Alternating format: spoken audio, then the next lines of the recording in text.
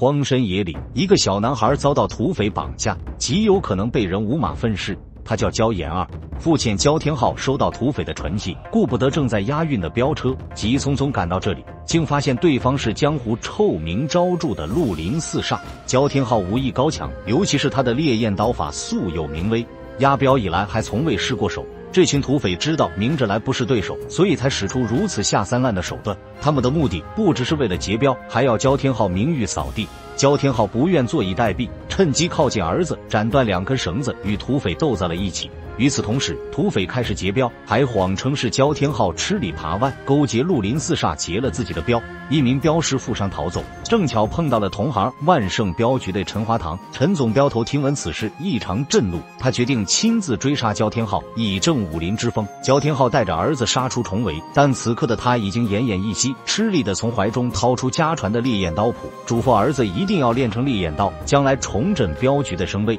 说完就断气倒地。这时陈华堂赶到，吩咐手下斩草除根，手下一刀砍下，突然一把短剑拦住了他。一个小丫头这么厉害，陈华堂急忙让手下住手。原来他的师傅是白眉道长，白眉道长名震江湖，尤其喜欢消灭武林败类，但他认为父亲做贼，孩子未必不孝，于是让陈镖头手下留情，饶了焦延二的性命，并希望陈总镖头收留这个孩子，好好管教。道长走后，绿林四煞竟然出现。原来这一切都是陈华堂的阴谋，干掉竞争对手，他就可以垄断北6省的运镖生意。但道长已经发话，他们也不好对焦延二赶尽杀绝，就让他留在镖局自生自灭。10余年后，焦延二长大，他成了一个低等下人，任人驱使，不准习武，时不时还遭到一顿毒打。镖局其他人练武时，他只能在旁边扫地，但他天资聪慧，哪怕只是偷偷看一眼，就能记住一招一式。他不仅练成了陈家的金刀9式，家传的烈焰刀更是炉火纯青。看似傻傻的焦延二已然成为了顶尖高手，虽然他深藏不露，却不想在一次练功时被陈家大公子阿豪看见。说起这个阿豪，可是当地的一名采花贼，他作案手法娴熟，专挑独居女性下手。当地知府十分头疼，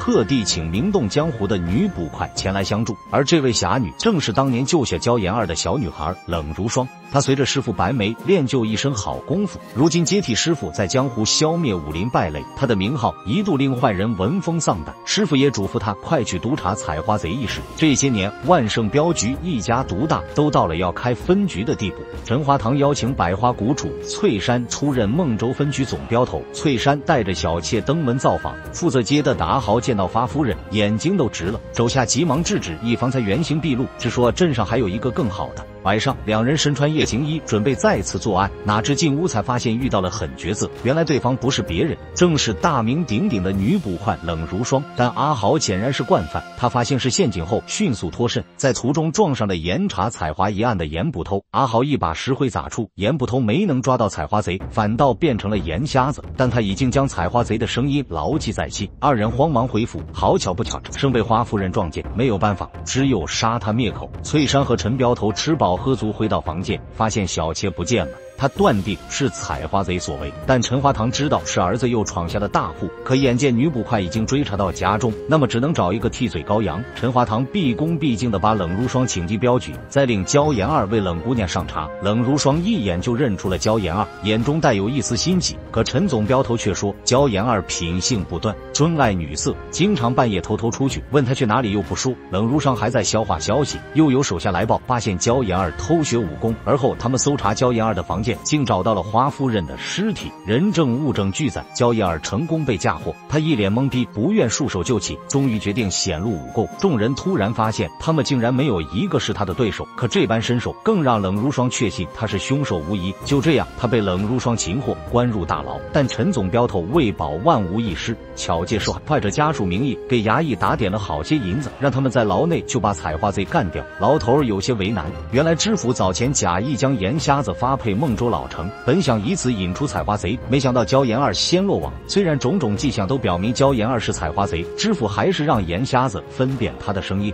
看看是不是那个贼。听到有人能证明自己的清白，焦延二大喜过望，他假装昏迷，趁机打晕牢头，逃出大牢。焦延二越狱的消息传来，冷如霜很是失望，认为他是做贼心虚，是要将他捉拿归案。陈华堂也赶紧和儿子前往孟州追杀焦延二。焦延二一路奔逃，误打误撞闯进了百花谷，这里简直就是女儿国，除了翠珊，其余全都是女人。这些女人见来了一个男人，还是个小鲜肉，哪肯放他走，好吃好喝的伺候着，想据为己有。这时冷如霜追了过来，说杀了他的小妾的仇人躲进了百花谷。哪知翠珊这个多情种子对小妾的死毫不在意，倒是对冷如霜极感兴趣，摆出一个万紫千红阵，想要困住冷如霜。焦延二趁机逃了出去，翠珊这才相信百花谷来了生人，他想要协助冷如霜捉拿焦延二，可被冷如霜无情的拒绝。逃了一路的焦延二疲惫不堪，停下来洗了个脸，清醒清醒，就被身后追来的冷如霜拦住了去路。这次他没有反抗，既然不是自己做的，不如回去配合找出真秀。他们路过一家客栈，没想到陈华堂父子也住这里。晚上，阿豪、迷云两个捕快想要趁机除掉焦延二，没想到让焦延二给跑了。他们干脆将这两个捕快杀掉，然后嫁祸给焦延二。躲在房檐上的焦延二这才明白了一切，他没有轻举妄动，